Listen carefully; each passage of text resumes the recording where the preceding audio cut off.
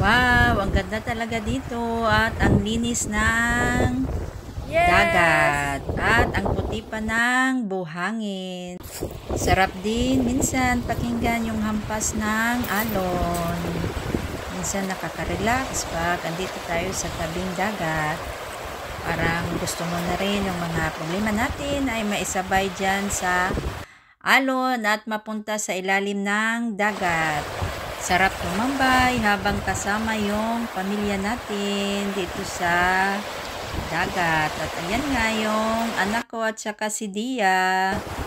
Yung anak kong si Dia at kasama ko yung husband ko rin. At meron din yung iba pang mga tao na pumunta dito at sundan nyo po yung video ko at mas makikita nyo pa yung lawak at ganda na mayroon dito. Napaka-importante talaga na yung beach ay malinis. Videoy ako. Daday. Sarap tingnan ng bato. Sobrang laki.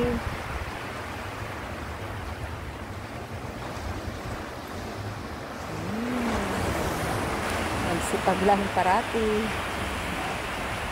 Pwede daw umakyat. Masubukan nga natin. Akyatin ito.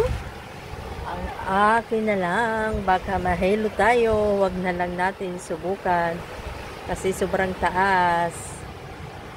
Hanggang dito lang tayo sa baba. Ayokong umakyat. Baka mahilo tayo dyan. Tingnan na lang ninyo.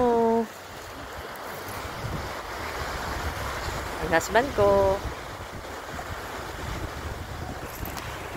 Maraming salamat sa parating yung panunood and God bless us all.